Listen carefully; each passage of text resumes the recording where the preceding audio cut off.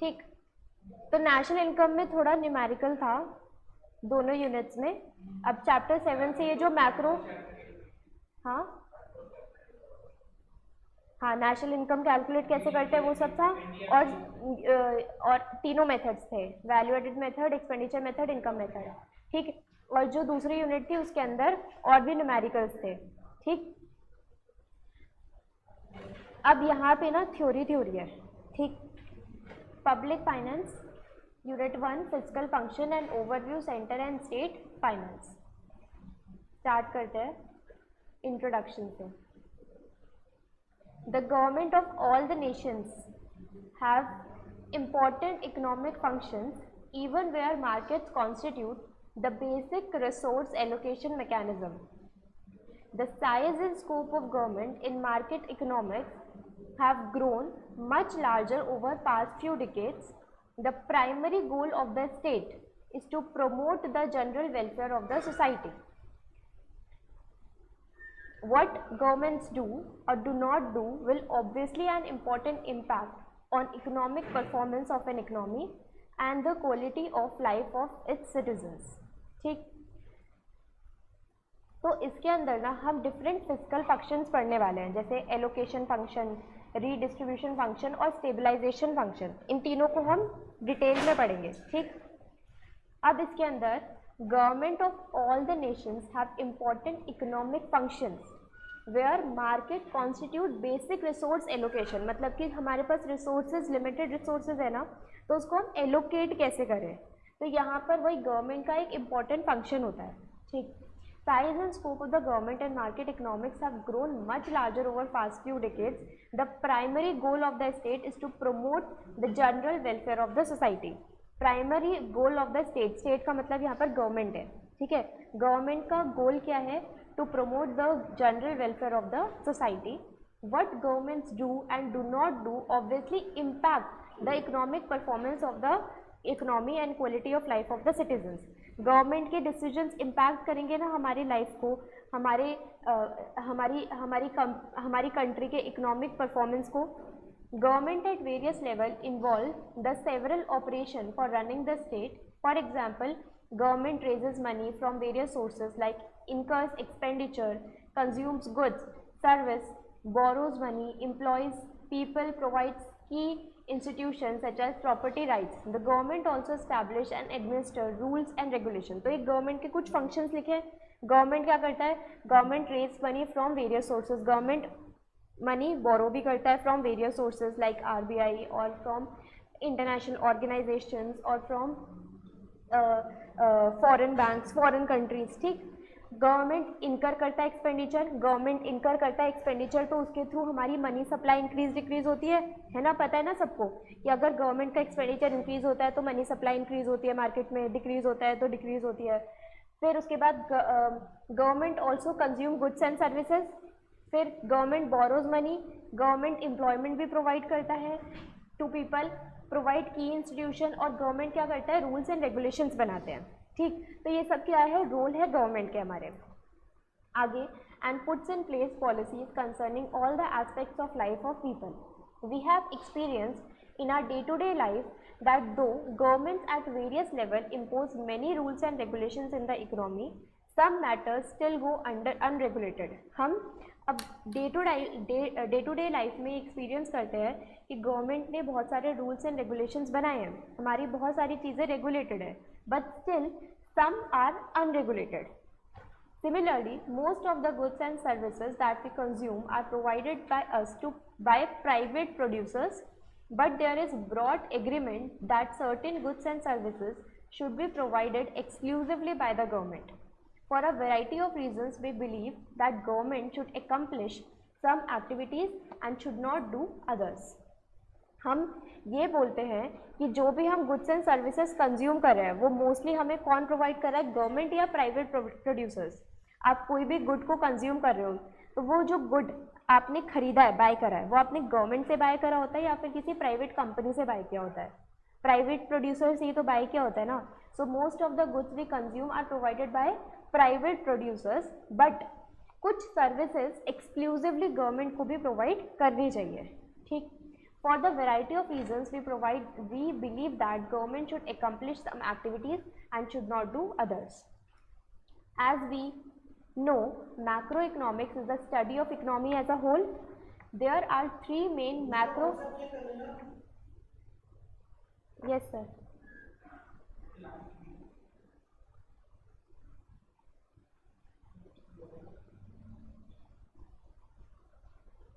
ये ज्वाइन क्यों नहीं कर?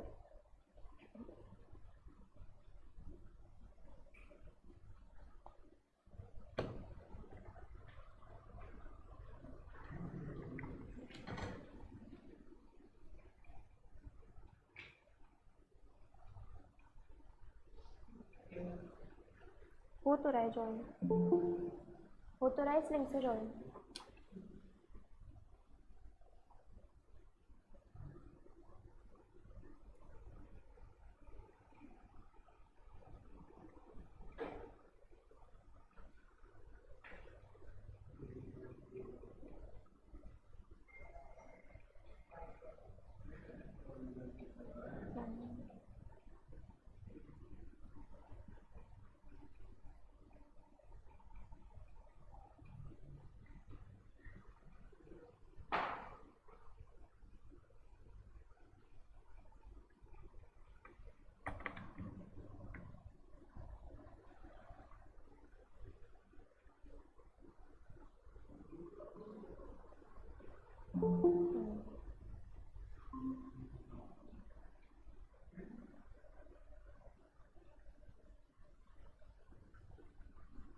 ठीक, तो हमने चैप्टर 7 का यूनिट 1 शुरू करा है अभी.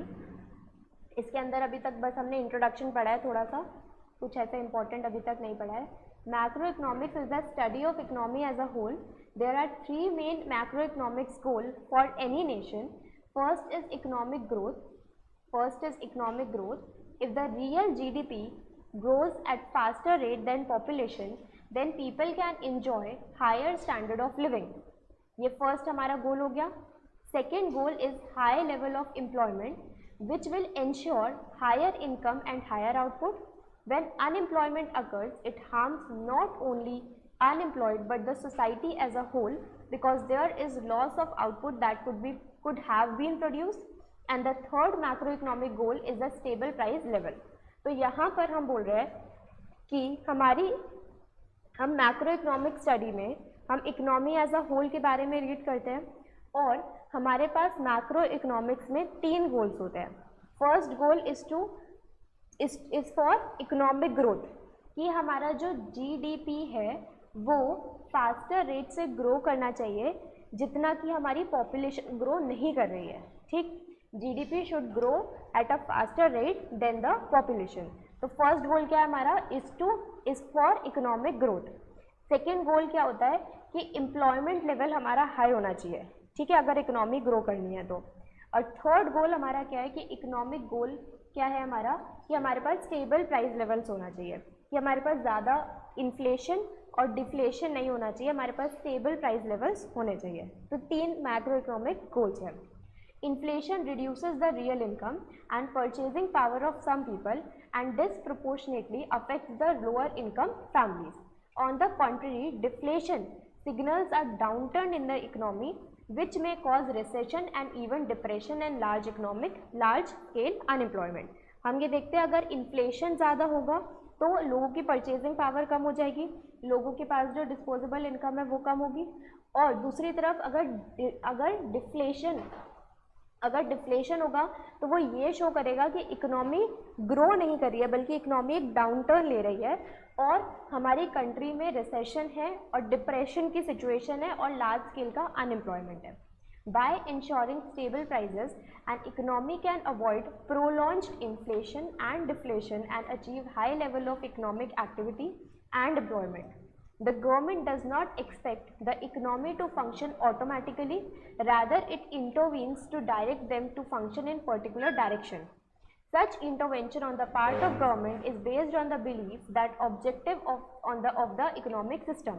The role of the government is to improve the well-being of individual and household The purpose of this lesson is to examine the economic functions of the government and to understand why the government should invariably perform them. ठीक, तो हम as a whole अगर इस पूरे introduction की बात करें तो हमने क्या देखा है कि गवर्नमेंट का रोल क्या है.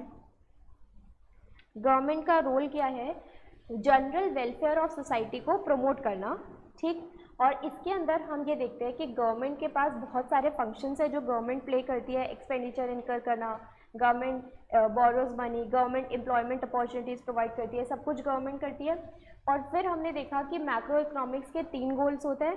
फर्स्ट गोल होता है इकोनॉमिक ग्रोथ, सेकेंड गोल होता है employment, high level of employment, and third goal होता है स्टेबल प्राइस लेवल. और हमने देखा कंट्री में अगर इन्फ्लेशन भी होता है तो उसका क्या इफेक्ट हो सकता है, डिफ्लेशन होता है तो उसका भी क्या इफेक्ट हो सकता है. तो स्टेबल प्राइस लेवल होना एक इम्पॉर्टेंट है हमारी कंट्री के ग्रोथ के लिए. और फिर जो गवर्नमेंट है उसका ऐसा भी नहीं है कि बहुत ज़्यादा इंटरफेयर करे और ऐसा भी नहीं होना चाहिए कि वो बिल्कुल भी इंटरवीन ना करे, है ना, क्योंकि गवर्नमेंट को रेगुलेट भी तो करनी होती है चीज़ें. और उसकी वजह से गवर्नमेंट का मेन काम क्या होता है कि is to improve the wellbeing of individual and household. Okay, role of government in economic system. We shall first consider why an economic system should be in place. The basic economic problem of scarcity arises from the fact that wants are unlimited and resources available to the societies are limited. First chapter से यही पढ़ रहे हैं कि हमारे पास resources limited है और हमारी wants unlimited है. ठीक, तो हमें consider करना होता है कि हमारे पास हमारा कैसा economic system होना चाहिए. Consequently, an economy cannot produce all economic goods and services that its member desire to have. Therefore, an economic system by which a society, household, business and government make decision about allocating the resources to produce products and about distributing these products should exist to answer the basic questions as to what, how and for whom to produce and how much resources should be set apart to ensure the growth of productive capacity. ठीक, तो क्योंकि हमारे पास resources limited हैं और wants unlimited है and economy can not produce all the economic goods, तो government को क्या करना होता है, गवर्नमेंट को डिसीजन हमारे इकोनॉमिक सिस्टम हमें डिसीजन लेना पड़ता है कि हमें कौन से गुड्स में हमारे रिसोर्सेज को एलोकेट करना है. हमारा एक फंक्शन क्या है, एलोकेटिव फंक्शन, कि हमें किस तरीके से हमारे रिसोर्सेज को एलोकेट करना है वो हमें डिसाइड करना पड़ेगा, वो डिसीजन मेकिंग करना पड़ेगा. तो यहाँ पर हम आंसर करते हैं कि इस क्वेश्चन को what to produce, how to produce, for whom to produce. और हमारा फोर्थ था कि हम कितना प्रोविजन बना के रखें फ्यूचर ग्रोथ के लिए. ठीक, the modern society in general offers 3 alternative economic system through which decisions of resource allocation may be made, namely the market, the government and the mixed system where both market and government simultaneously determine resource allocation. हमारे पास 3 तरीके के economic system होता है. पहला एक जहाँ पर सिर्फ प्राइवेट सेक्टर्स वर्क करते हैं, दूसरा गवर्नमेंट होता है और तीसरा मिक्स्ड होता है जहाँ पर गवर्नमेंट प्लेयर्स भी होते हैं और प्राइवेट प्लेयर्स भी होते हैं. ठीक, हाँ, where both market and government work simultaneously. Corresponding we have 3 capitalism, socialism and mixed economy. ये हमने पढ़ा था, पहले डिटेल में पढ़ा था. ठीक है ना, हमारे पास 3 इकोनॉमिक सिस्टम्स होते हैं, कैपिटलिस्ट, सोशलिस्ट और mixed economy, each with different degrees of state intervention in economic system. Capitalist में गवर्नमेंट का इंटरवेंशन क्या होता है, बहुत ही थोड़ा, हाँ, और सोशलिस्ट में गवर्नमेंट लोगों के वेलफेयर के लिए वर्क करती है. और मिक्स में क्या होता है, गवर्नमेंट का भी रोल होता है और प्राइवेट सेक्टर्स का भी रोल होता है. Adam Smith is often described as bold advocate of free market and minimal government activity. Adam Smith ने क्या बोला था कि हाँ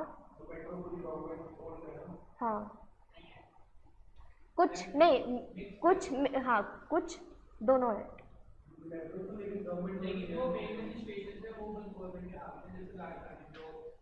लेकिन गवर्नमेंट साथ के साथ क्या करती है, हर चीज़ को रेगुलेट भी करती है, क्योंकि हमारे पास रूल्स एंड रेगुलेशंस भी होते हैं ना, हमारे पास लॉज भी होता है, तो गवर्नमेंट साथ के साथ रेगुलेट भी करती है चीज़ों को. ठीक, Adam Smith is often described as a bold advocate of free market and minimal government activity. Adam Smith ने क्या बोला था कि हमारे पास कैसी मार्केट होनी चाहिए, फ्री मार्केट। मतलब ये किसको प्रमोट कर रहे हैं, कौन सी तरीके की इकोनॉमी को प्रमोट कर रहे थे, कैपिटलिस्ट इकोनॉमी, है ना, कि फ्री मार्केट होनी चाहिए with minimal government activity. Smith believe government role in society should be limited but well defined. However, Smith saw an important resource allocation role for the government when underlined the role of the government in national defense to protect the nation from external violence and invasion, system of justice for internal law and order, establishment and maintenance of highly beneficial public institutions and public works like roads, bridges, canals, harbors, post system। तो Adam Smith ने क्या बोला, वो ये बोलते थे कि government, हमारी इकोनॉमी कैसी होनी चाहिए, फ्री मार्केट इकोनॉमी होनी चाहिए, बट गवर्नमेंट का इंटरवेंशन होना चाहिए बट बहुत मिनिमल होना चाहिए, ठीक है। और उन्होंने ये हमें 3 पॉइंट्स में डिफाइन भी करा कि गवर्नमेंट का रोल इन तीनों तक होना चाहिए। गवर्नमेंट का रोल डिफेंस में होना चाहिए, गवर्नमेंट का रोल लॉ एंड ऑर्डर को मेंटेन करने के लिए होना चाहिए, और गवर्नमेंट का रोल पब्लिक इंस्टीट्यूशंस और पब्लिक वर्क जैसे कि इंफ्रास्ट्रक्चर बनाना, जैसे कि रोड्स बनाना, ब्रिजेस बनाना, इन सब कामों में होना चाहिए, ठीक है। तो उन्होंने क्या बोला, ये एक इम्पॉर्टेंट चीज़ है जो आपको याद रखनी है। इसके पहले का तो अभी तक जो भी देखा हमने वो सब आपने पढ़ा हुआ है ना। यहाँ पर नई चीज़ अभी यहाँ से आई है हमारे पास कि एडम स्मिथ ने क्या बोला। एडम स्मिथ ने free market with minimal government intervention, और उन्होंने तीनों रोल्स को बताया भी कि इन तीनों का गवर्नमेंट का रोल होना चाहिए एक इकोनॉमी के अंदर, ठीक है। यहाँ तक क्लियर है ना सबको। आगे, since 1930s, more specifically as a consequence of the Great Depression, हमने ये चीज़ देखी है। फिर 1930 में हमारी इकोनॉमी में, मतलब सिर्फ हमारी इकोनॉमी में नहीं, हर जगह पर एक बहुत ज़्यादा ग्रेट डिप्रेशन देखने को मिला था। The state's role in the economy has been distinctly gaining in importance, and therefore the traditional function of the state have been supplemented with what is referred to as economic function, also called fiscal function or public finance function. While there are differences among different countries in respect of nature, extent of government intervention in economies, and all of them agree on point that governments are expected to play a major role in the economy. This comes out of the belief that government's intervention will always influence the performance of the economy in a positive way. तो देखो, सुनो ध्यान से, मतलब कि पहले क्या हुआ, पढ़ लो। पहले तो एडम्स, आपने पढ़ा हुआ ये चैप्टर, तो ध्यान से सुन लो ना एक बार। एडम स्मिथ ने पहले क्या बोला कि हमारी इकोनॉमी में गवर्नमेंट इंटरवेंशन लिमिटेड होना चाहिए और फ्री मार्केट होनी चाहिए, मतलब कैपिटलिस्ट सोसाइटी के बारे में वो बात कर रहे थे। बट उसके बाद हमने देखा ना कि बहुत ग्रेट डिप्रेशन आया इकोनॉमी में इन 1930s। तो उसके बाद लोगों को समझ में आया कि गवर्नमेंट का रोल एक कितना इम्पॉर्टेंट है इकोनॉमी में। गवर्नमेंट का रोल लिमिटेड नहीं होना चाहिए, बल्कि गवर्नमेंट का एक मेजर रोल होना चाहिए। जब ग्रेट डिप्रेशन लोगों ने देखा 1930s में, उसके बाद लोगों को ये चीज़ रियलाइज़ हुई, ठीक है। तो गवर्नमेंट का रोल कैसा लोगों ने बताया कि मेजर रोल होना चाहिए इकोनॉमी में, लिमिटेड रोल नहीं होना चाहिए इकोनॉमी में, ठीक। और ये जो हमारे पास ट्रेडिशनल फंक्शंस हैं गवर्नमेंट के, इनको हम क्या बोल रहे हैं, इकोनॉमिक फंक्शंस, या इनको बोलते हैं फिजिकल फंक्शन, या इसको बोलते हैं पब्लिक फाइनेंस फंक्शन, ठीक। तो यहाँ पर हमने ये देखा, इसके बाद हमें ये पता लगा कि government intervention will always influence the performance of the economy in a positive way. कि गवर्नमेंट का इंटरवेंशन अगर मार्केट में रहेगा, इकोनॉमी में रहेगा, तो वो हमेशा हमें पॉजिटिव वे में इफेक्ट डालेगा, नेगेटिव वे में इफेक्ट नहीं डालेगा। हाँ, क्या चीज़? हाँ, क्यों? अगर आप गवर्नमेंट का इंटरवेंशन हटा दो, अरे यार तुम पॉलिटिक्स को ज़रा साइड में रखो, अभी इकोनॉमिक्स को लेकर के आओ। देखो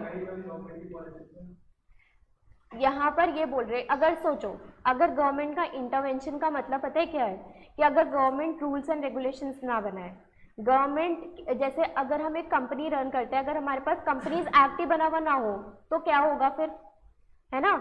अगर हमारे पास प्रॉपर रूल्स एंड रेगुलेशंस, अगर हमारे पास प्रॉपर लॉ एंड ऑर्डर, अगर हमारे पास सपोज करो रोड पे अगर हम बाइक चला रहे हैं, कार चला रहे हैं, तो उसके पास उसके ऊपर हमारे पास रूल्स है ना कि सीट बेल्ट लगानी है, हेलमेट लगाना है, या लाइसेंस होना चाहिए 18 से ऊपर, है ना।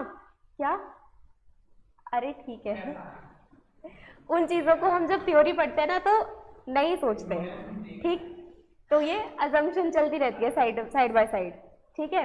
तो हम ये बोल रहे हैं कि अगर ये सब ना हो तो हमारी जो इकोनॉमी है ना वो हो सकता है फेल हो जाए, हमें ग्रेट डिप्रेशन देखने को मिले। वही तो बोला कि पहले तो एडम स्मिथ ने यही बोला था ना कि फ्री मार्केट होनी चाहिए और गवर्नमेंट का रोल लिमिटेड होना चाहिए। लेकिन जब लोगों ने 1930s में ग्रेट डिप्रेशन देखा तब उसके बाद समझ में आया कि गवर्नमेंट का रोल कितना इम्पोर्टेंट है और गवर्नमेंट का रोल हमारी इकोनॉमी में एक पॉजिटिव तरीके से इफेक्ट डालता है, ठीक है।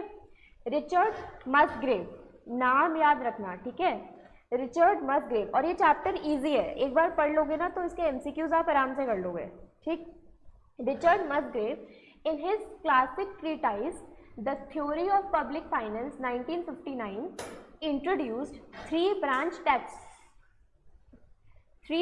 taxonomy of the role of government in market economy.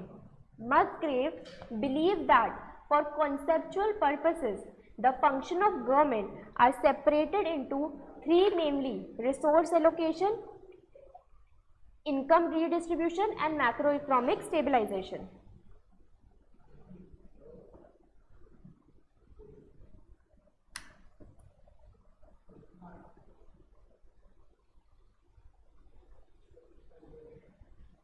ठीक, तो हमने ये रिचर्ड मस्ग्रेव ने क्या बोला, रिचर्ड मस्ग्रेव ने ये एक उनके पास एक थ्योरी लिखी उन्होंने, ठीक है।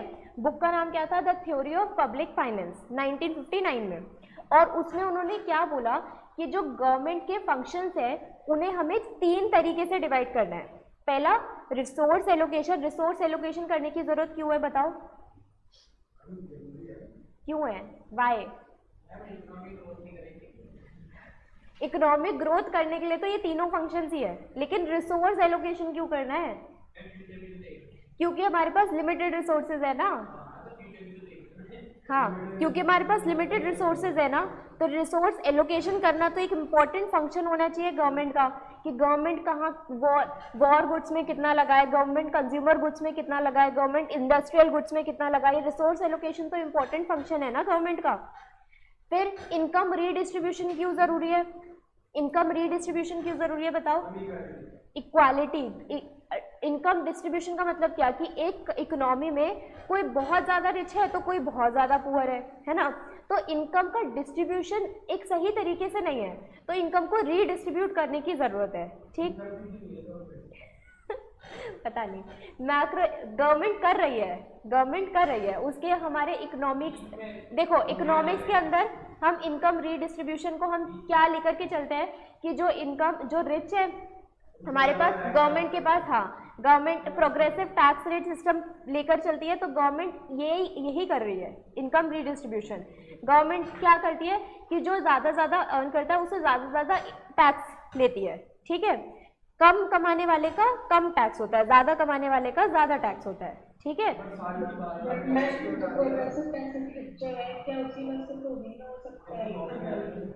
हाँ, एक लेटर लिखो डियर मोदी जी। हाँ, क्या चीज़? एक बार और, अरे सुनने दो, एक सेकंड रुको, उसके सुनने दो, बोलो। ये कि जो इनकम डिस्ट्रीब्यूशन है, मींस इक्वालिटी अगर कंट्री में लानी है तो उसके लिए आप बोले प्रोग्रेसिव टैक्स स्ट्रक्चर चल रहा है इंडिया में, बट जो अर्निंग करने वाले हैं ज़्यादा से ज़्यादा वो उनकी रेट ऑफ परसेंटेज भी तो कम है।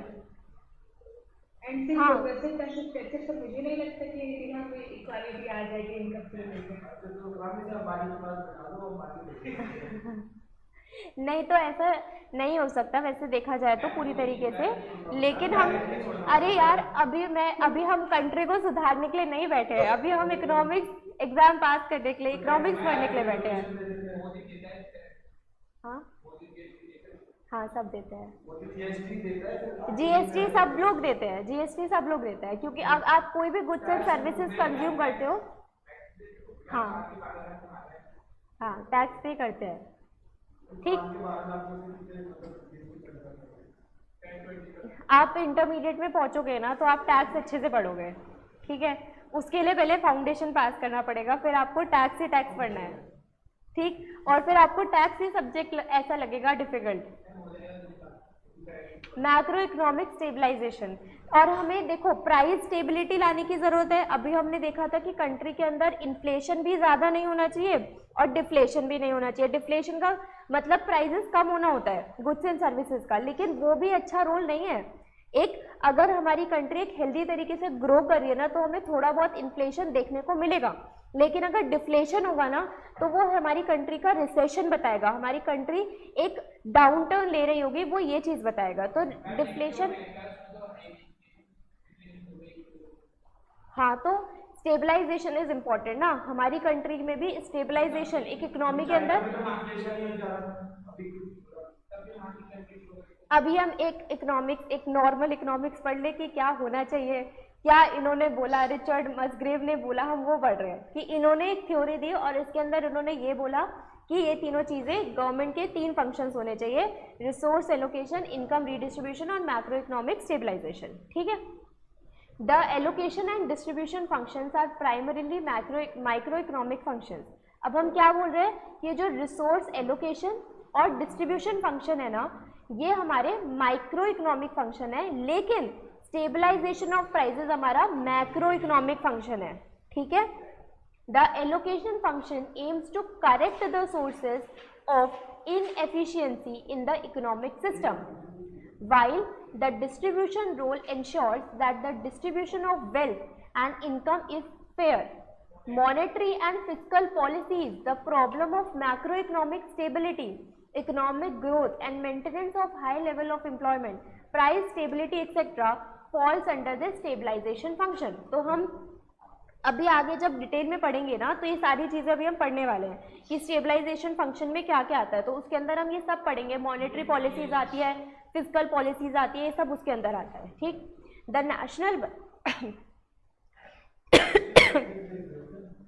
national budget in general reflects the economic policy of the government, and government exercises its economic functions partly through the budget। National budget क्या होता है?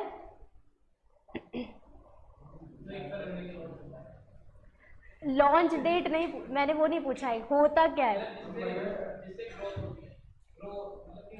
अरे एक एस्टिमेशन होता है ना कि हम फ्यूचर में कितना एक्सपेंडिचर होगा, हमारी कितनी इनकम होगी, तो हम उसे किस तरीके से खर्च करेंगे, हमारी क्या क्या आने वाली क्या क्या पॉलिसीज होंगी, एक उस चीज़ का एक स्टेटमेंट होता है बजट, है ना।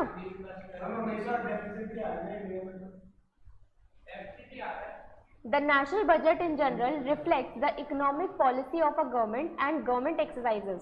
We shall now discuss in detail the conceptual 3-function framework of the responsibilities of the government। अब हमने क्या बोला, हमने नहीं, किसने बोला था ये? रिचर्ड मसग्रेव ने बोला था, नाम याद रखना। रिचर्ड मसग्रेव ने पहला फंक्शन क्या बोला था? Resource allocation. तो हम पहला फंक्शन अब पढ़ने वाले हैं, द रिसोर्स एलोकेशन, ठीक। The resource allocation refers to the way in which available resources or factors of production are allocated among various uses that might be put। It determines how much of various kinds of goods and services will actually be produced in an economy। Resource allocation is critical problem because the resources of the society is limited in supply, whereas the wants of the member of the society are unlimited। In addition, any given resource can have many alternative uses। तो हमने क्या बोला, अब what is resource allocation सबको पता लग गया। Resource allocation क्या है कि गवर्नमेंट के जो रिसोर्सेज हैं उन्हें एलोकेट करना, कि हम किस काम के लिए कितना रिसोर्स यूटिलाइज करेंगे, ठीक है। और करना क्यों ज़रूरी है ये? क्योंकि हमारे पास लिमिटेड सप्लाई है रिसोर्सेज का और हमारी नीड्स अनलिमिटेड है, इसलिए ये करना इम्पॉर्टेंट है। और हमारे पास क्या होता है, हमें डिसीजन मेकिंग करनी होती है क्योंकि हमारे पास हर एक रिसोर्सेज के डिफरेंट ऑल्टरनेटिव यूजेस होते हैं, है ना। तो इसलिए हमें डिसीजन मेकिंग करनी होती है और रिसोर्स एलोकेशन गवर्नमेंट का एक इम्पॉर्टेंट फंक्शन बनता है। ठीक, one of the most important function. अब देखो इस चैप्टर के अंदर अभी तक आपको ऐसा कुछ नहीं मिला कि आपको अलग से बैठ करके रटना पड़ेगा, है ना, बस इसके नाम और इसकी बुक के नाम के अलावा। ठीक है, अगर इसको अच्छे से सुन लोगे ना तो साथ के साथ याद हो जाएगा, पूरा सारे एमसीक्यूज हो जाएंगे।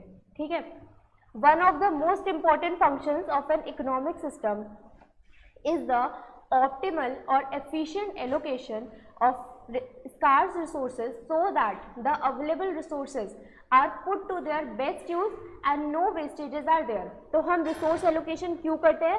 ताकि हम रिसोर्स को, अवेलेबल रिसोर्सेज को, लिमिटेड रिसोर्सेज को उसके बेस्ट यूज में डाल पाए और उससे हमारी वेस्टेज ना हो, हमारी रिसोर्सेज की वेस्टेज ना हो। Economic efficiency indicates a situation in which all the resources are allocated to serve each person in best possible way, minimizing waste and inefficiency. Okay.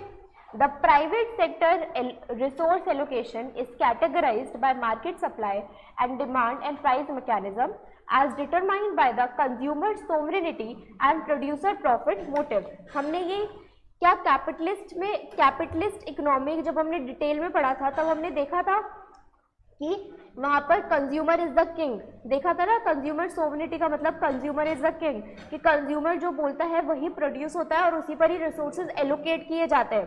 तो वही लाइन लिखी है यहाँ पर कि प्राइवेट सेक्टर रिसोर्स एलोकेशन, मतलब उसके अंदर कैसे प्राइवेट सेक्टर कैसे अपने रिसोर्स को एलोकेट करता है जहां उन्हें ज्यादा प्रॉफिट मिलता है।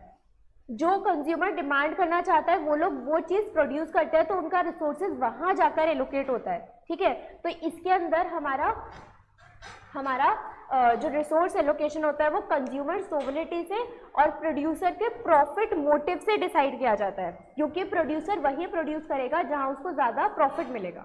ठीक है, तो समझ में आया प्राइवेट सेक्टर का रिसोर्स एलोकेशन कैसे होगा? कंज्यूमर सोवरेनिटी के बेसिस पे और प्रोड्यूसर प्रॉफिट मोटिव के बेसिस पे। The states allocation on the other hand is accomplished through the revenue and expenditure activities of government budgeting। In real world, resource allocation is determined by both market and government। real world में हम क्या देखते हैं? Resource allocation सिर्फ private sector ही नहीं कर रहा होता, मार्केट एंड गवर्नमेंट दोनों ही कर रहे होते हैं। ठीक, अब मार्केट इकोनॉमी को हम क्या है? मार्केट इकोनॉमी कैपिटलिस्ट इकोनॉमी है। ठीक है, market economy is subject to serious malfunctioning in several basic respects, while private goods will be sufficiently provided by the market, public goods and merit goods will not be produced in sufficient quantities। आप ये देखो ना कि अगर सोचो, अगर कोई private producer है किसी गुड का, अगर उसे ऐसा लगेगा कि मैं सिगरेट बेच करके बहुत पैसा कमा सकता हूँ तो वो सिगरेट बेचेगा ना, वो ये थोड़ी सोचेगा कि इससे क्या नुकसान हो रहा है ना, कि इकोनॉमी में क्या कितना फर्क पड़ रहा है, क्या बैड इम्पैक्ट पड़ रहा है। वो तो अपने प्रॉफिट मोटिव के बारे में सोच रहे हैं, है ना। तो यहाँ पर इसलिए जो मार्केट इकोनॉमी मतलब जो कैपिटलिस्ट इकोनॉमी होती है उसके अंदर हमें क्या देखने को मिलता है कि रिसोर्स एलोकेशन ना प्रॉफिट मोटिव से होता है। वहां पर हम ये नहीं देखते कि कौन से पब्लिक गुड्स है और कौन से मेरिट गुड्स है। ठीक है, while private goods sufficiently provided by the market, public goods and merit goods will not be produced in sufficient quantity by the market।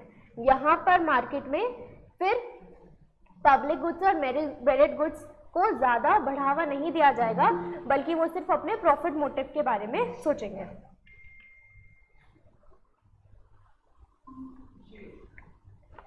Why do markets fail to give the right answers to the question as to how the resources can be efficiently utilized and what goods should be produced and in what quantities? In other words, why do market generate misallocation of resources? तो यहाँ पर हमें इन answers का question करना पड़ता है कि हमें कितना अमाउंट कि what to produce, how to produce, इन क्वेश्चंस का आंसर करना पड़ता है रिसोर्स एलोकेशन के लिए। ठीक, allocative efficiency is concerned with utilizing limited resources to produce goods and services that would maximize the value to the society। अब allocative efficiency क्या है? allocative efficiency क्या है कि रिसोर्स, हमारे लिमिटेड रिसोर्सेज को इस तरीके से यूटिलाइज करना, इस तरीके से एलोकेट करना कि उससे हमें क्या मिल सके, मैक्सिमम वैल्यू मिल सके, मैक्सिमाइज कर सके हम उसकी वैल्यू को, हम उसे एफिशिएंटली यूज कर सके। Allocative efficiency achieves largest possible output of goods and services from the existing stock of resources and technology. तो हम एलोकेटिव एफिशिएंसी अचीव करना चाहते हैं, हम एफिशिएंटली हमारे जो भी अवेलेबल रिसोर्सेज है उनको सबसे एफिशिएंट तरीके से यूटिलाइज करना चाहते हैं। Efficient allocation of available resources in an economy is assumed to take place only when the market are perfectly competitive and economic agents make rational choices and decisions. In reality, markets are never perfectly competitive. हम क्या बोल रहे हैं कि efficient allocation resources का एक सही बिल्कुल correctly allocation सिर्फ और सिर्फ perfectly competitive market में हो पाता है, और इन real world perfectly competitive market exist नहीं करती है।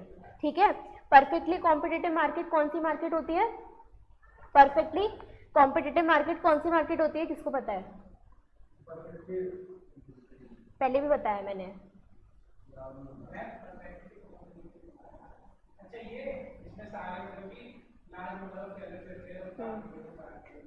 लार्ज नंबर ऑफ सेलर्स होते हैं, लार्ज नंबर ऑफ बायर्स होते हैं जो कि सेम आइडेंटिकल गुड्स को सेल करते हैं, है ना। जिसका एग्जांपल होता है जैसे वेजिटेबल्स या फ्रूट। मैंने आपको एग्जांपल दिया था ना, जैसे बहुत सारे सब्जी वाले हैं और वो सारे सब्जी वाले आलू ही बेच रहे हैं, तो सेम तरीके के प्रोडक्ट वो सेल कर रहे हैं ना, लेकिन हम उसका एग्जाम्पल ले लेते हैं, वेजिटेबल का एग्जाम्पल ले लेते हैं क्योंकि बहुत सारे फीचर्स वहाँ मिल रहे होते हैं, लेकिन ये भी एक करेक्ट एग्जाम्पल नहीं है क्योंकि वो क्वालिटी में डिफरेंस, कुछ ना कुछ डिफरेंस हो सकता है कभी भी। ठीक, तो हम क्या बोलते हैं कि efficient allocation of available resources कौन सी मार्केट में होता है, परफेक्टली कॉम्पिटिटिव मार्केट में होता है, but in real world markets are never perfectly competitive. Okay, market failures which hinder the efficient allocation of resources occur mainly due to the following reason. अब हम पढ़ लो ना, नहीं पढ़ना तो शांति से बैठे रहो। तो फोन का क्या करना है, बंद करके साइड में रख दो, लाइट भी ऑफ करो, बस साइड में रख दो, बस हाथ हटाओ वहां से, बुक में देखो बस, और कहीं नहीं देखना। क्या? ठीक है, तो अरे यार तुम पीछे जाके बैठो, यहाँ पे आगे आके बैठो, जल्दी जल्दी जल्दी जल्दी। क्रिश तुम आओ आगे, इधर कोने वाली सीट में, नहीं वहां पे, जल्दी 2 मिनट में, दोनों में से कोई एक आओ जल्दी से।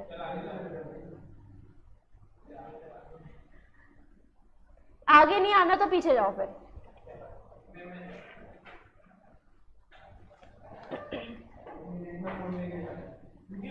कोई बात नहीं, अब ध्यान से सुनो। अब क्या बोला कि मार्केट फेलियर होता है। मार्केट फेलियर मतलब कि हम हमारे रिसोर्सेज को ठीक ढंग से यूटिलाइज नहीं कर पाते, हम एफिशिएंट एलोकेशन नहीं कर पाते, उसको हम क्या बोलते हैं, मार्केट फेलियर। और मार्केट फेलियर के ये सारे रीजंस होते हैं। Market failure occurs due to the following reasons. पहला रीजन क्या है, imperfect competition and presence of monopoly power in different degrees leading to under production and higher prices that would exist under the conditions of competition. Markets may fail to control the abuses of monopoly power. अब हमारे पास imperfect competition होगा या monopoly होगा। अगर suppose करो एक single producer है किसी एक गुड्स का, तो वो सिंगल प्रोड्यूसर अपने गुड्स के प्राइजेस को हाई रखने के लिए वो उसकी सप्लाई को कम करता जाएगा। मतलब कि देखो, अगर हमारा अंडर प्रोडक्शन होगा, अगर किसी गुड्स की सप्लाई बहुत कम होगी तो उसके प्राइजेस बढ़ते चले जाएंगे ना, कि कोई गुड मिल ही नहीं रहा है तो उसके प्राइजेस इंक्रीज ही तो होंगे। ठीक, तो वो अंडर प्रोडक्शन करते हैं। ये जो इम्परफेक्ट कंपटीशन होता है और मोनोपोलीज एग्जिस्ट करते हैं हमारी इकोनॉमी में, तो वो अंडर प्रोडक्शन करते हैं ताकि वो हायर प्राइजेस चार्ज कर सके, और इसकी वजह से हमारा एक सही एलोकेशन ऑफ रिसोर्सेज नहीं हो पाता, क्योंकि हम रिसोर्सेज को क्या कर रहे हैं, अंडर यूटिलाइज कर रहे हैं यहाँ पर। अंडर प्रोडक्शन हो रहा है तो अंडर यूटिलाइज कर रहे हैं ना रिसोर्सेज को। मार्केट में fail to control the abuses of monopoly power. Markets typically fail to provide collective public goods such as defence which are by very nature consumed in common by all the people। तो हमारी अगर market economy है, market economy मतलब capitalist economy है, तो वहाँ पर हम जो ये कलेक्टिव पब्लिक गुड्स है, कलेक्टिव पब्लिक गुड्स की मतलब ऐसे गुड्स जो पब्लिकली सब एक साथ यूज कर, जैसे एक पार्क है, कलेक्टिव पब्लिक गुड है ना, उसमें कोई भी जाकर के उसको यूज कर सकता है उस एरिया को। तो कलेक्टिव पब्लिक गुड्स जैसे कि डिफेंस वहां पर कम होते हैं, ठीक, एक कैपिटलिस्ट इकोनॉमी में। Incomplete market fail to produce the right quantity of merit goods. अगर हमारी कैपिटलिस्ट इकोनॉमी होगी, अगर कैपिटलिस्ट इकोनॉमी होगी तो उसके अंदर मेरिट गुड्स कम होते हैं। मेरिट गुड्स कम क्यों होते हैं बताओ? कैपिटलिस्ट इकोनॉमी में मेरिट गुड्स कम क्यों होते हैं? क्योंकि वहां पर प्रॉफिट मेकिंग के बारे में वो लोग सोच रहे होते हैं ना, इसलिए वो ये नहीं सोचते कि हमारे कौन से मेरिट गुड्स है या डीमेरिट गुड्स है। तो यहाँ पर जो हमारी क्वांटिटी ऑफ मेरिट गुड्स होती है वो कम होती है, तो रिसोर्स एलोकेशन ठीक ढंग से नहीं हो पाया ना। रिसोर्स एलोकेशन तो डीमेरिट गुड्स पे ज्यादा हो गया और मेरिट गुड्स पे कम हो गया। Such as education and health care, education and health care पे रिसोर्स एलोकेशन हुआ ही नहीं, ठीक। Common property resources, example environment, are overused and exhausted in individual pursuit of self interest। और जो हमारे पास common resources है, जो हमारे पास environment है, मतलब कि अगर सिर्फ कैपिटलिस्ट इकोनॉमी रहेगी तो वो गुड्स एंड सर्विसेज प्रोड्यूस करते रहेंगे और वो फिर वो पॉल्यूशन भी तो क्रिएट करेंगे। तो वो एनवायरनमेंट को ओवर यूज कर रहे हैं और वो उसे मतलब इस तरीके से अपने सेल्फ इंटरेस्ट के लिए वो उसको ओवर यूज कर ले रहे हैं, तो हमारा रिसोर्स एलोकेशन ठीक से नहीं हो रहा है, ठीक। एक्सटर्नैलिटीज अगेन वही आ गया कि when production and consumption of goods and services affect the third party. अगर हम कोई भी गुड्स को प्रोड्यूस कर रहे हैं या उसको कंज्यूम कर रहे हैं और उससे इफेक्ट किसी थर्ड पार्टी को पड़ रहा है, नेगेटिव एक्सटर्नैलिटीज क्या होती है? अगर थर्ड पार्टी को कोई नेगेटिव इम्पैक्ट बढ़ रहा है, अगर थर्ड पार्टी को कोई पॉजिटिव इम्पैक्ट बढ़ता है तो वो पॉजिटिव एक्सटर्नैलिटीज होती है। और ऐसे केस में हम देख पाते हैं कि पॉल्यूशन वगैरह इफेक्ट करता है, ठीक। तो रिसोर्स एलोकेशन ठीक से नहीं होता। Factor immobility, it causes unemployment and inefficiency. Factor immobility मतलब जो फैक्टर्स ऑफ प्रोडक्शन है वो कई बार इमोबाइल होता है, मतलब कि एक जगह से दूसरी जगह नहीं जा पाते, तो इसकी वजह से भी अनएम्प्लॉयमेंट होता है और इनएफिशिएंटली यूटिलाइजेशन होता है। Imperfect information, because it may not be in the interest of one party to provide full information to the other party. कई बार यहाँ पर हमारे पास प्रॉपर नॉलेज नहीं होती है, प्रॉपर इंफॉर्मेशन नहीं होती है, जिसकी वजह से प्रॉपर एलोकेशन ऑफ रिसोर्सेज नहीं होता है। Inequalities of distribution of income and wealth. Okay, तो हमने अभी तक क्या देखा? सबसे पहले अगर मैं आपको रिवाइज करवाऊँ यहाँ से, तो हमने आपको पता है ना क्या नाम है विशेष, हम कौन सा चैप्टर कर रहे हैं? हम चैप्टर 7 कर रहे हैं पब्लिक फाइनेंस, उसका यूनिट नंबर 1, ठीक। सबसे पहले हमने इंट्रोडक्शन देखा थोड़ा, ये तो कॉमन सा था, इसके अंदर इंपॉर्टेंट क्या था? ये 3 पॉइंट्स इंपॉर्टेंट थे कि हमारे पास फर्स्ट मैक्रो इकोनॉमिक गोल्स कौन सा होता है बताओ? 3 गोल्स पढ़े थे ना अभी हमने, तो तीनों गोल्स का नाम, तीनों गोल्स क्या क्या थे? फर्स्ट गोल क्या था? क्या नहीं, इकोनॉमिक ग्रोथ, सेकंड था एम्प्लॉयमेंट, थर्ड था स्टेबल प्राइस लेवल। ओके, फिर हमने देखा कि रोल होना चाहिए, गवर्नमेंट का रोल होना चाहिए इकोनॉमिक सिस्टम में। फिर हमने देखा था कि एडम स्मिथ ने पहले ये बोला था, लेकिन फिर डिप्रेशन देखा था तो लोगों को समझ में आया कि कितना इंपॉर्टेंट है गवर्नमेंट का रोल। और फिर उसके बाद ये मस्ग्रेव आया, मस्ग्रेव ने क्या बोला कि 3 तरीके के फंक्शंस होते हैं गवर्नमेंट के, रिसोर्स एलोकेशन, इनकम रीडिस्ट्रीब्यूशन और मैक्रो इकोनॉमिक स्टेबलाइजेशन। और उसके अंदर हम पहला फंक्शन कौन सा पढ़ रहे हैं? Allocation function. और उसके अंदर हमने क्या देखा कि जो ये रिसोर्स एलोकेशन होता है वो एफिशिएंट कहाँ पर होता है? परफेक्ट कंपटीशन मार्केट पे होता है, लेकिन परफेक्ट कंपटीशन मार्केट एग्जिस्ट नहीं करती है। और तो इसके लिए हम क्या देखते हैं कि हमारे पास मार्केट फेलियर्स होते हैं, जिसकी वजह से प्रॉपर यूटिलाइजेशन ऑफ रिसोर्सेज नहीं हो पाता है, ठीक। तो हमने उसके रीजंस भी देखे कि मार्केट फेलियर के क्या क्या रीजंस हैं। ये याद रखना कि मार्केट फेलियर इन सब रीजंस की वजह से होता है, ठीक। अब according to Musgrave, the state is the instrument by which the needs and concerns of the citizens are fulfilled. Therefore, public finance is connected with economic mechanism that should ideally lead to effective and optimal allocation of limited resources. This logic, in effect, makes it necessary for government to intervene in the market. हमने ये देखे ना कि अगर हमारे पास capitalist economy रहेगी, अगर हमारे पास सिर्फ मार्केट इकोनॉमी रहेगी, तो हमारे पास ये सारे मार्केट फेलियर्स हो सकते हैं, है ना। हम हमारे रिसोर्स को डीमेरिट गुड्स पे यूटिलाइज कर रहे हैं, मेरिट गुड्स पे नहीं कर रहे हैं, हम पॉल्यूशन फैला रहे हैं ज़्यादा, है ना। गवर्नमेंट का अगर इंटरवेंशन नहीं रहेगा तो ये सारी चीज़ें मार्केट फेलियर देखने को मिलेगा हमें। लेकिन अगर यहीं पर हम गवर्नमेंट को इंटरवीन करवा दें तो गवर्नमेंट लिमिट कर सकती है ना कि आप इतने ही डीमेरिट गुड्स को प्रोड्यूस कर सकते हो, या गवर्नमेंट रेगुलेशन लगा सकती है कि आपको फैक्ट्रीज कहाँ पर ओपन करनी है, आपको एक रेजिडेंशियल एरिया में फैक्ट्री आप ओपन नहीं कर सकते हो क्योंकि उससे पॉल्यूशन होगा तो लोगों को इफेक्ट पड़ेगा। इस तरीके से गवर्नमेंट क्या कर सकती है, गवर्नमेंट रूल्स एंड रेगुलेशंस बना सकती है। तो इसलिए गवर्नमेंट का इंटरवेंशन कितना ज़्यादा इम्पोर्टेंट है, ठीक है, समझ रहे हो, आ रहा है ना समझ में, ठीक। The logic in effect, it is necessary for the government to intervene in the market to bring about the improvement in social welfare. In the absence of appropriate government intervention, market failure may occur and the resources are likely to be misallocated with too much of production of certain goods or too little of production of certain other goods. हम क्या बोल रहे हैं कि अगर government का intervention ही नहीं रहेगा तो मार्केट फेलियर होगा और जिसकी वजह से हमारा रिसोर्स सही तरीके से एलोकेट नहीं होगा। बहुत सारा रिसोर्स एक गुड पर ही लग जाएगा और दूसरे गुड पर कुछ भी नहीं लगेगा, ठीक। फॉर एग्जाम्पल, द सोसाइटी में produce too much of demerit goods and too little of merit goods. The allocation of responsibility of the government involves suitable corrective action. तो इसलिए गवर्नमेंट को क्या लेने चाहिए, suitable corrective actions लेने चाहिए when private market fail to provide right and desirable combination of goods and services. Briefly put, market failure provide the rationale for government allocative function. और market failure ये एक reason है जिसकी वजह से हम ये बोल रहे हैं कि गवर्नमेंट का एलोकेटिव फंक्शन कितना इंपॉर्टेंट है, गवर्नमेंट का इंटरवीन करना कितना इंपॉर्टेंट है, तभी मार्केट फेलियर को हम रोक पाएंगे, ठीक है।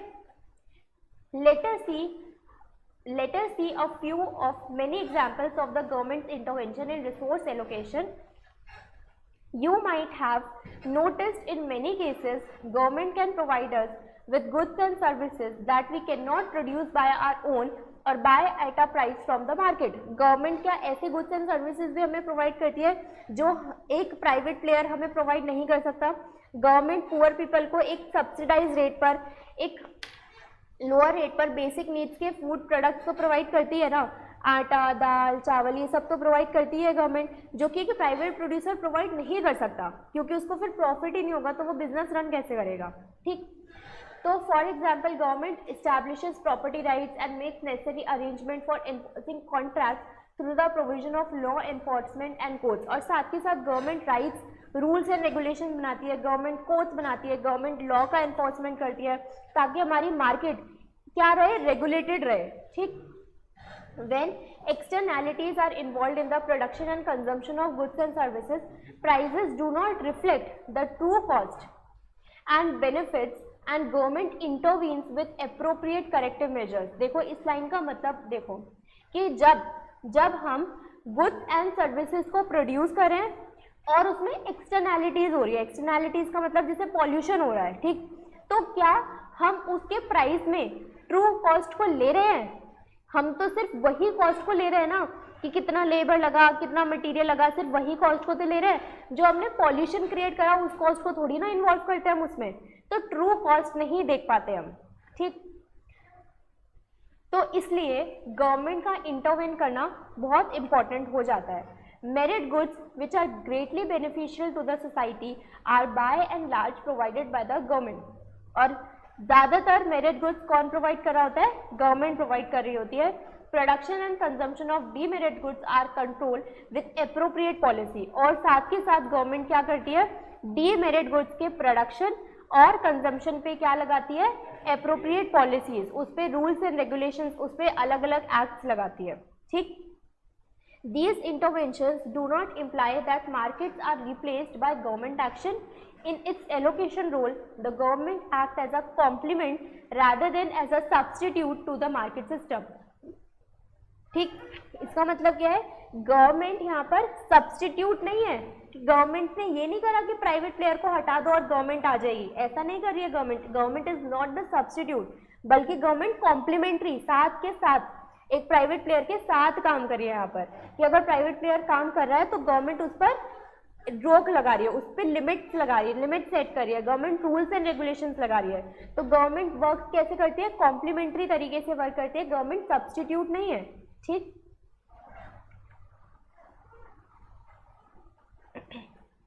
the resource allocation role of the government's policies role of the government policy focus on the potential for the government to improve economic performance through its expenditure and tax policies. Government resource allocation या tax और expenditure policy से कर सकती है ना। Tax लगा करके government किसी चीज़ के प्राइसेस को कम ज़्यादा कर सकती है। गवर्नमेंट एक्सपेंडिचर करती है तो उससे अलग अलग आगे के इफेक्ट पड़ते हैं, डिमांड एंड सप्लाई पे इफेक्ट पड़ता है, इनकम पे इफेक्ट पड़ता है, तो गवर्नमेंट उसको चेंज कर सकती है। The allocative function in budgeting determines who and what will be tax. तो एलोकेटिव फंक्शन में गवर्नमेंट क्या क्या डिसाइड करती है कि किस पर हम कितना टैक्स लगाएं, ठीक है। How much and on what government revenue will be spend. Government के पास जो इनकम आई है, गवर्नमेंट के पास जो रेवेन्यू आया है, उसको हम किस तरीके से खर्च करेंगे। The process by which total resources of the economy are divided among various uses. जो भी हमारे पास टोटल रिसोर्सेज है, हम उसको अलग अलग, क्योंकि उसके ऑल्टरनेटिव यूजेस होते हैं हर रिसोर्सेज के, तो किस काम के लिए हम कितना रिसोर्स को यूज करें, वो भी एक एलोकेटिव फंक्शन है। Optimum mix of various social goods, both public goods and merit goods. Level of employment of the public sector in the national economy. reallocation of society's resources from private to public use, तो government क्या करती है, government के जो allocative function है उसके अंदर ये सारे पॉइंट्स आते हैं। गवर्नमेंट को ये सारे काम करने पड़ते हैं एलोकेटिव फंक्शन के अंदर, ठीक। और गवर्नमेंट ये सब काम करके क्या कर रही होती है, गवर्नमेंट मार्केट फेलियर को रोक रही होती है, okay. A variety of allocation instruments are available by which governments can influence resource allocation in the economy. For example, government may directly produce economic goods, for example electricity, public transportation services. Government सही ढंग से efficiently resource allocation कैसे कर सकती है, government या तो खुद से प्रोड्यूस करे इकोनॉमिक गुड्स जैसे कि इलेक्ट्रिसिटी या public transportation services. Government may use price mechanism, altering the market prices determined by demand and supply through taxes and subsidies to influence the private allocation by policies that change the behavior of consumer and producer. Government क्या कर सकती है, government intervene करके price mechanism set कर सकती है। Government alter मतलब कि उसके अलावा जो कि हमारे market prices demand and supply के अकॉर्डिंग डिसाइड होते हैं ना, उसमें गवर्नमेंट इंटरवीन करके अपने प्राइसेस डिसाइड कर सकती है। In other words, government may direct allocation of resources through incentives and disincentives like tax, concession and subsidies may be given for production of goods and to promote social welfare. Government क्या कर सकती है, subsidies provide कर सकती है। Government tax concession का मतलब क्या होता है, टैक्स में छूट देना, ये सब कर सकती है सोशल वेलफेयर को प्रमोट करने के लिए। या फिर गवर्नमेंट क्या कर सकती है, जो डीमेरिट गुड्स है उस पर ज़्यादा टैक्सेस लगा सकती है, higher taxes imports on goods such as cigarette, alcohol, so that prices are higher. तो गवर्नमेंट इन सब से क्या कर रही है, रिसोर्स एलोकेशन कर रही है। द गवर्नमेंट में influence allocation through legislation and force, for example ban on single use plastic goods, prevent resources moving into their production. Government और क्या कैसे कर सकती है, इन्फ्लुएंस कैसे कर सकती है रिसोर्स एलोकेशन को। गवर्नमेंट देखो कुछ गुड्स पर तो गवर्नमेंट प्रोहिबिशन लगा रही है, मतलब कि उसे बिल्कुल ख़त्म नहीं कर रही है, बल्कि उस पर टैक्स लगा करके उसे रोकने की कोशिश कर रही है। लेकिन दूसरी तरफ जो ऐसे गुड्स है जैसे कि सिंगल यूज प्लास्टिक गुड्स, उस पर बिल्कुल बैन भी लगाती है कि फैक्ट्रीज ही बंद करो, इसे प्रोड्यूस ही नहीं करा कंट्री में, बहुत ज़्यादा पॉल्यूशन फैला रहे हैं। तो ऐसे गुड्स पे कई बार गवर्नमेंट क्या करती है, पूरी तरीके से बैन भी करती है। कंपटीशन पॉलिसीज लेकर के आती है, मर्जर पॉलिसीज लेकर के आती है, जो हमारे इंडस्ट्रियल और कॉमर्स सेक्टर को क्या करता है, इफेक्ट डालता है। Government regulatory activities such as licensing, control, minimum wages, directives on location of industry influence the resource allocation. तो गवर्नमेंट ये अलग अलग रेगुलेटरी एक्टिविटीज करती रहती है रिसोर्स एलोकेशन को प्रॉपरली करने के लिए। Government sets legal and administrative framework and government may adopt combination of possible remedies. ठीक, तो ये था हमारा क्या, एलोकेटिव फंक्शन। एलोकेटिव फंक्शन में हमने क्या क्या पढ़ा, बताओ। एलोकेटिव फंक्शन में हमने क्या क्या पढ़ा? सबसे पहले तो हमने इसकी मीनिंग देखी। हमें क्यों करना होता है एलोकेटिव फंक्शन? क्योंकि हमारे पास रिसोर्सेज कैसे है, लिमिटेड है, और हमारे पास वांट्स अनलिमिटेड है, और हर एक रिसोर्सेज के ऑल्टरनेटिव यूजेस है। ठीक, तो इसलिए resource allocation is very important function of the government. तो अब यहाँ पर हम ये देखते हैं कि जो भी हमारे स्कार्स रिसोर्सेज है उन्हें हमें बेस्ट ऑप्टिमम वे से यूज करना बहुत इंपॉर्टेंट है, और उसमें वेस्टेजेस नहीं होने चाहिए उस रिसोर्सेज में। ठीक, फिर हमने ये देखा कि जो प्राइवेट सेक्टर होता है, जो हमारी एक कैपिटलिस्ट इकोनॉमी हम बोल सकते हैं, उसके अंदर हम ये देखते हैं कि रिसोर्स एलोकेशन सिर्फ कंज्यूमर सोवरेनिटी और प्रॉफिट के मोटिव के बेसिस पर किया जाता है। तो इसलिए वो वहाँ पर मेरिट गुड्स और पब्लिक गुड्स को कम प्रोड्यूस करते हैं, और वो सिर्फ अपना प्रॉफिट मोटिव देखते हैं। फिर उसके बाद हमने ये देखा कि अब इनकी वजह से क्या होता है कि हमारे पास, अच्छा, फिर तो ये वाला इंपॉर्टेंट पॉइंट बड़ा था कि हमें एलोकेटिव एफिशिएंसी करना ज़रूरी है, और ये सिर्फ परफेक्टली कॉम्पिटिटिव मार्केट में हो सकती है, जो कि परफेक्टली कॉम्पिटिटिव मार्केट रियल में एग्जिस्ट नहीं करती। तो फिर हमने देखा इसकी वजह से अब मार्केट फेलियर होता है। अब मार्केट फेलियर के हमने रीजन देखे, हमने बेसिकली यहाँ पर वो रीज़न देखे कि अगर एक इकोनॉमी में सिर्फ मार्केट इकोनॉमी रहेगी, अगर सिर्फ एक कैपिटलिस्ट इकोनॉमी रहेगी, गवर्नमेंट का इंटरवेंशन नहीं रहेगा, तो क्या क्या बुरा, क्या क्या डिसएडवांटेजेस हो सकते हैं, हमने वो सारे पॉइंट्स देखे हैं। उसके बाद हमने इनको पढ़ के ये पता लगाया, मस्ग्रेव ने ये बोला कि गवर्नमेंट का इंटरवेंशन कितना ज़्यादा इम्पॉर्टेंट है एक इकोनॉमी में। ठीक, तो फिर उसके बाद उसने ये सब बताया कि गवर्नमेंट का एलोकेटिव फंक्शन होना चाहिए, और उसके लिए गवर्नमेंट को ये सब करना चाहिए इस चीज़ को इन्फ्लुएंस करने के लिए। ठीक है,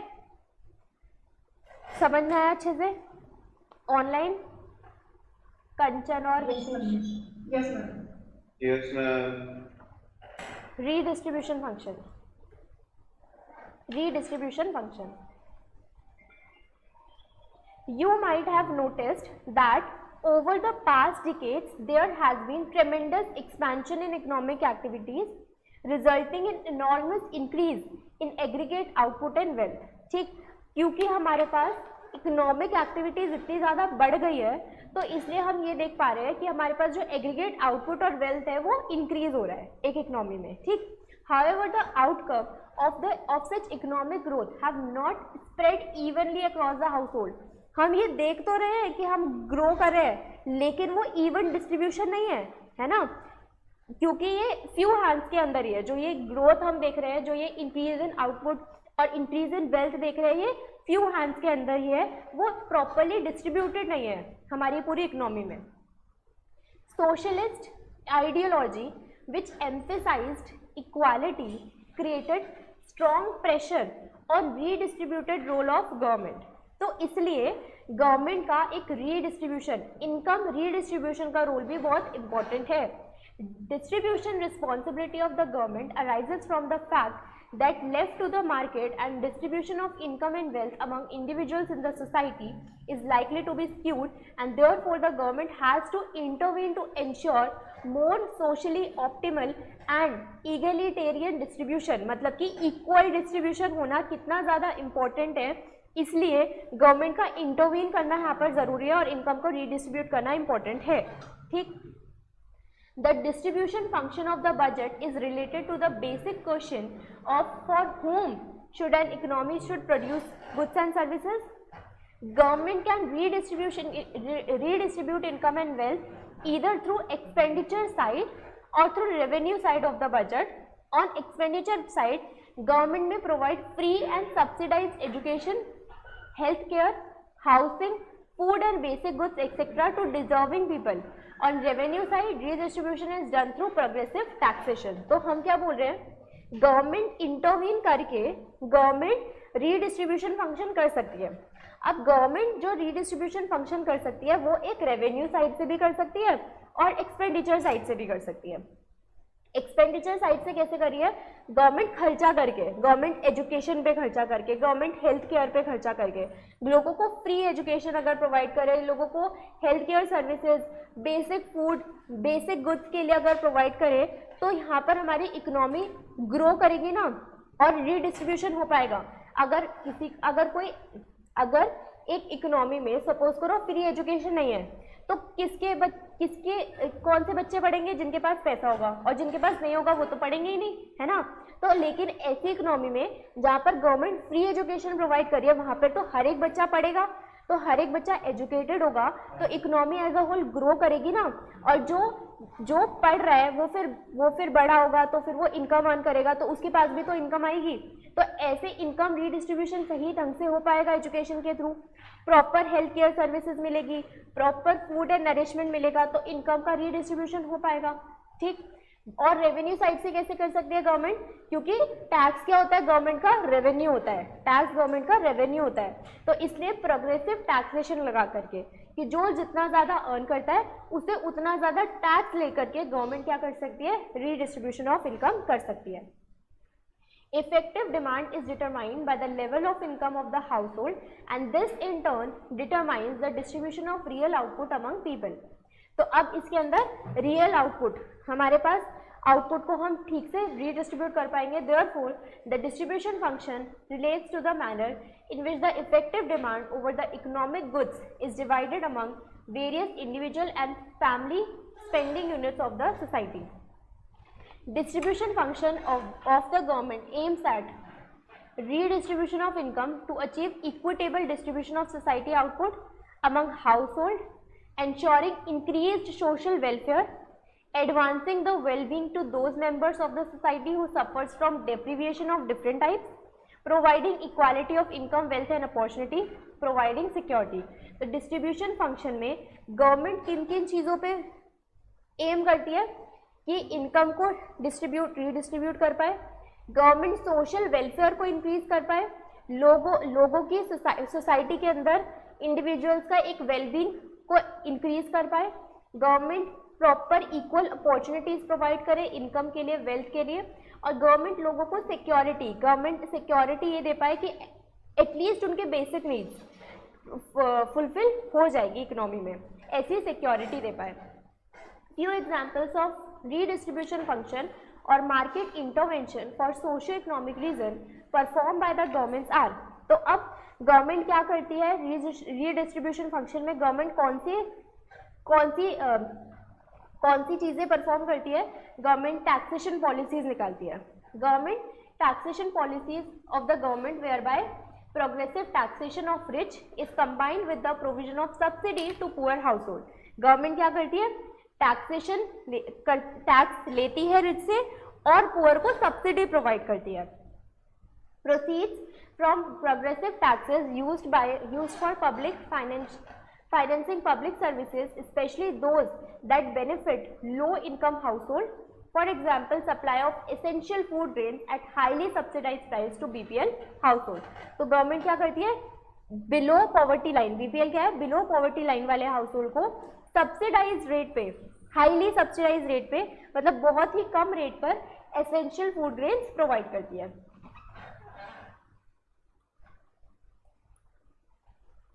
एम्प्लॉयमेंट रिजर्वेशन, कई बार गवर्नमेंट क्या करती है, कुछ लोगों के लिए रिजर्व करती है सीट, है ना.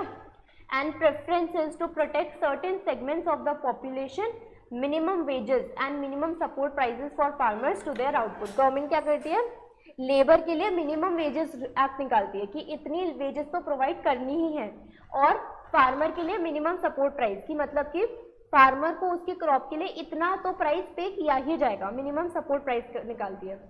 Unemployment benefits transfer payments, government unemployment benefits देती है कि गवर्नमेंट अगर कोई अनएम्प्लॉयड है तो उसको भी कुछ ना कुछ पैसे, तू भी रख ले, कुछ पैसे दे देती है, ठीक है, अनएम्प्लॉयमेंट बेनिफिट्स निकालती है। या गवर्नमेंट ट्रांसफर पेमेंट्स, या ट्रांसफर पेमेंट्स क्या होती है कि हमने कुछ नहीं करा लेकिन गवर्नमेंट की तरफ से हमें मिल रहा है, ठीक है, जैसे पेंशन हो गया, ये सब की जब हम कुछ नहीं कर रहे हैं बदले में तब हमें कुछ मिल रहा है, ऐसे ट्रांसफर पेमेंट्स करती है गवर्नमेंट। किन लोगों के लिए कर सकती है? अंडर प्रिविलेज लोगों के लिए, या जो कोई डिपेंडेंट है, या कोई फिजिकली हैंडीकैप्ड है, या ओल्डर सिटीजन के लिए, अनएम्प्लॉयड के लिए, इन सब लोगों के लिए गवर्नमेंट करती है। Family below poverty line are provided with monetary aid and aid in kind. तो जो बिलो पॉवर्टी लाइन वाली फैमिली है उनके लिए गवर्नमेंट क्या करती है? मॉनेटरी एड, कैश वाली हेल्प, या फिर कैश इन काइंड वाली हेल्प, कि मतलब कैश नहीं दिया, कुछ सामान दे करके हेल्प करती है। Regulation of manufacture and sale of certain products to ensure health and wellbeing of consumers. Consumer की हेल्थ के लिए गवर्नमेंट इंटरवीन करती है, उनके लिए रेगुलेशंस बनाती है। Special schemes for backward regions and for vulnerable sections of the population. तो गवर्नमेंट इन सब के थ्रू क्या कर रही है? गवर्नमेंट रीडिस्ट्रीब्यूशन ऑफ इनकम करती है। In modern times, most of the egalitarian welfare states provide free or subsidized education, healthcare system, unemployment benefits, वही चीज़ें दोबारा से लिख दी जो अभी ऊपर पॉइंट्स में पढ़ी है, pension and other social security measures. There is nevertheless an argument that in exercising the redistributive function, there would be a conflict between efficiency and equity. अब ये यहाँ से ना थोड़ा सा इम्पोर्टेंट है, ठीक, यहाँ पर हमने क्या बोला कि रीडिस्ट्रीब्यूटिव फंक्शन में कई बार क्या हो सकता है? एफिशिएंसी और इक्वालिटी में ना कन्फ्लिक्ट हो सकता है, ठीक। इन other words, government redistributive policies which interfere with the producer choices and consumer choices are likely to have efficiency cost or dead weight losses. For example, greater equity can be achieved through high rate of taxes on the rich, but high rate of taxes could also act as a disincentive to the entrepreneurship and work and discourage people from making savings and investments. अब हम यहाँ पे क्या बोल रहे हैं कि efficiency और इक्विटी दोनों कन्फ्लिक्ट कर रही है एक दूसरे को। हमने क्या बोला कि जो रीडिस्ट्रीब्यूटिव फंक्शन है उसके अंदर गवर्नमेंट क्या करेगी? रिच पर ज़्यादा टैक्सेस लगाएगी, है ना, तो गवर्नमेंट गुड्स एंड सर्विसेज पर ज़्यादा टैक्सेस लगाएगी। अब जब ज़्यादा टैक्सेस लगाएगी तो इसकी वजह से हमारे जो कॉस्ट है गुड्स के वो बढ़ जाएंगे, प्राइजेस बढ़ जाएंगे। प्राइजेस बढ़ने की वजह से डिमांड पे क्या इफेक्ट पड़ेगा? डिमांड कम हो जाएगी ना, तो डिमांड कम हो जाएगी तो वो जो प्रोड्यूसर गुड्स एंड सर्विसेज बना रहा है, अगर उसके प्रोडक्ट की डिमांड कम हो जाएगी तो वो एनकरेज हो पाएगा और गुड्स बनाने के लिए, है ना, उससे तो प्रॉफिट कम होगा ना, तो इसलिए वो एनकरेज नहीं हो पाएगा, इससे वो लोगों को क्या मिलेगा? डिसकरेज मिलेगा, ठीक, और वो डिसइंसेंटिव मिलेगा, ठीक। और अगर हम ज़्यादा टैक्सेस लेंगे तो लोगों की सेविंग्स भी कम होगी, लोग इन्वेस्टमेंट्स भी कम करेंगे, ठीक। This in turn have negative consequences for the economic output, productivity and growth of the economy. Consequently, a potential tax revenue may be reduced in future and scope for government activities, welfare activities would get seriously limited. तो इसलिए हमें ऐसा भी नहीं कर सकते हम कि टैक्स बहुत ज़्यादा लगा दें, क्योंकि उससे नेगेटिव इम्पैक्ट भी पड़ेगा। गवर्नमेंट रीडिस्ट्रीब्यूट तो करेगी लेकिन उससे फिर हमारी ही इकोनॉमी को बहुत ज़्यादा नेगेटिव इम्पैक्ट पड़ेगा। As such, the optimal budgetary policy towards any distributional change should reconcile. तो गवर्नमेंट को क्या करना चाहिए? इन दोनों के गोल्स को रिकंसाइल करना चाहिए, दोनों को कंफ्लिक्टिंग नेचर का नहीं बल्कि हमें दोनों को साथ में लेकर चलना है। हमें किसके गोल्स को? एफिशिएंसी और इक्विटी के गोल्स को इक्वली लेकर चलना है। By exercising an appropriate trade off between them, in other words, redistribution measures should be accomplished with minimal efficiency cost by carefully balancing equity and efficiency objectives. तो हम क्या बोल रहे हैं कि हमारे पास हमें बैलेंस बना करके चलना होगा इक्विटी और एफिशिएंसी ऑब्जेक्टिव्स में, ठीक है। क्या किसी को यहाँ तक कोई डाउट है? कुछ समझ में नहीं आया? टाइम हो गया, आगे नहीं पढ़ा रही हूँ, लेकिन यहाँ तक कुछ पूछना है तो पूछ लो। ऑनलाइन कंचन और विशेष? No ma'am. ओके ठीक है, फिर कंटिन्यू करते हैं नेक्स्ट क्लास में।